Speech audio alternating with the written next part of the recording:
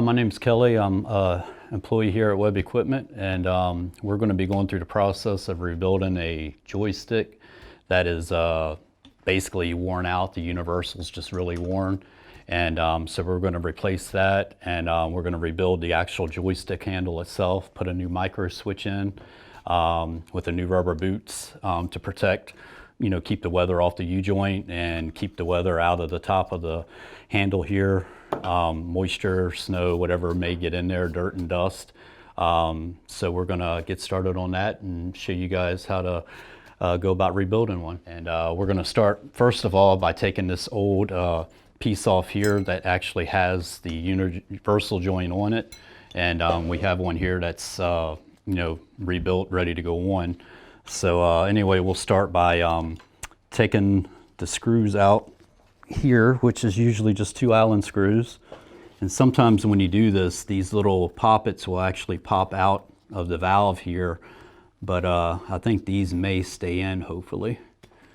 And this will actually only go on, it'll sit down 2 different ways, but it will only mount one way. So anyhow, you go put your screws in here, you'll be able to tell that the screw width is wider one way than it is the other way. So anyhow, we'll start by putting these in. These are the exact 2 that we took out earlier. Okay, now we can go ahead and put this little retaining ring on, and all this actually does is hold your rubber boot in place.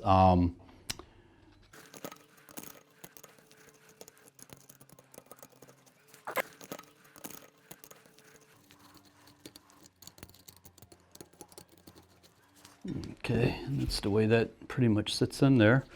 And now what we'll do, we'll put this little bell on top of it, and this bell kind of looks like a mushroom in a way, and it actually, this bevel part here actually comes down and hits the top of these little poppets, and this is actually what depends on which one's going down, is whatever function you're actually using on the forklift. So we'll put this down on here. And now when you adjust this bell down on these poppets, you definitely don't want them pushing down too tight, because if they are, actually when you go to start your forklift, I've seen people tighten them to the point where they don't even have to touch the joystick and a function will operate. I just usually get them where they're just touching, and then I'll do like a final adjustment once I get everything all together on it. But this is pretty much the assembly part of this right here.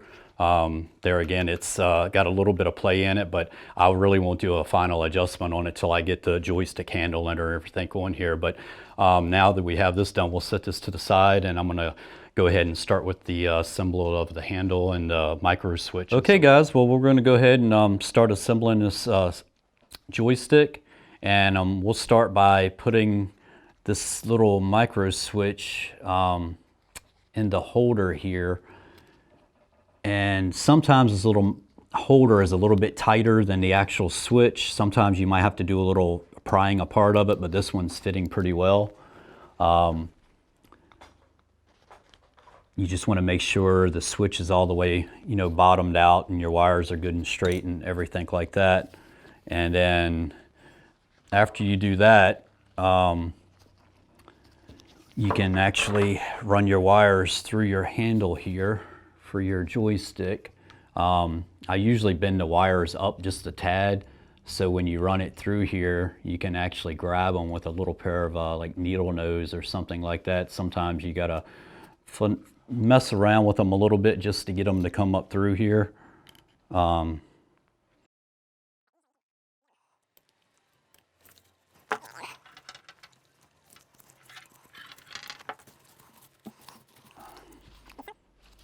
And you just feed this through the stem a little ways. You don't have to pull it all the way through till you get your handle and stuff assembled. So once you get it situated where you need it and you got your handle sitting in place, or pretty close in place, then you can take the little button that actually activates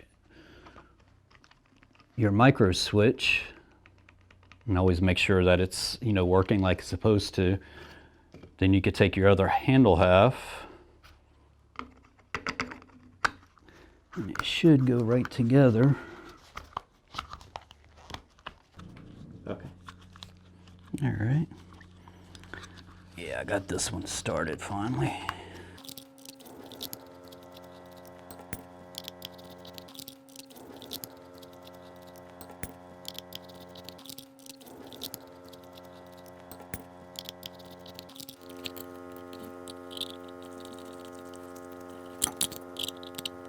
All right, guys, we got this all assembled together now, and I can push on a little button here, and it's got a little detent to it, a little spring that basically pops it back and forth. We got the nuts, everything tightened up on it. We got our harness down through here. Now I'll go ahead and just take the little rubber cap and kind of flip it inside out on itself, just to kind of help a little bit getting it on there sometimes. It's a little pain. Anyway, this is basically the how it will look with the little rubber boot on the top and the rubber cap, the new detent switch in there. And now what we can do, we can go ahead and run our wires, fish our wires through this boot here. Pull it right up through the joystick here. You want to be a little careful here of the harness. Don't want to hurt the wire. It's got a pretty good coating over top of the harness wire here, but still want to be a little gentle with it if possible. And you slide the boot down on the stem, and basically I just pull the boot back over on itself so we can put it onto the actual valve assembly. So this is basically what you have before we mate these two together. And now what we'll do is just basically take this. This is where you may want to put a little bit of anti-seize on here, on the threads, just so you know, over time it won't rust up on you or anything. Okay, now this is where I try to do my final adjustment on the bell here and the stem. Right now there's really very little bit of movement in it. I would probably most likely leave it where it's at, because since this isn't actually on the machine and you have no hydraulic pressure pushing up on these little poppets, it's actually very easy to move. So sometimes you might have to, once you install it, start the machine up, work all your functions on this joystick, and then adjust it, and that'll give you your really, your really final adjustment. But like if I was going to send this out to a customer, I'd be pretty pleased with where it's at right now. And there's actually a slot on the stem that you can put a wrench in, and the nut actually right here on the actual bell. And so what you're going on to do is just kind of hold the bell and turn the stem a little bit like that, and it basically locks it together, and that keeps it from moving. So now you have all your range of movement, and there's no no wiggle room or anything. So when you hit this function, it's automatically going to want to do what it's supposed to do.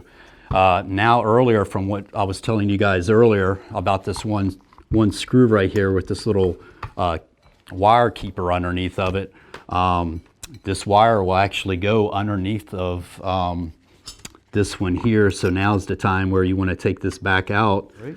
Okay, what we're going to do, we're going to go ahead and put our little keeper in place here that holds the wire from getting up into the U-joint here. It's not the easiest thing to do sometimes, but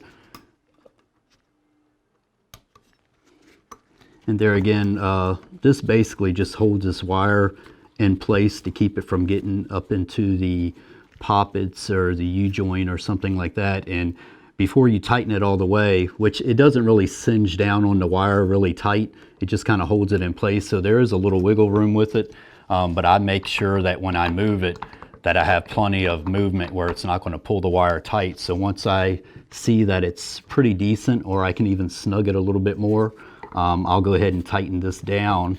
There again, a lot of times it doesn't even singe down on the wire really tight anyway. I guess they kind of do that on purpose, but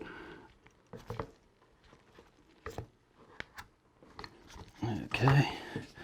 And then once that's done, there's actually a hole in the bottom of the swivel part here that this wire goes through, which feeds down into the cab. So that's kind of the way this would sit right here. And once you have that in place, you can take your boot, pull it down over,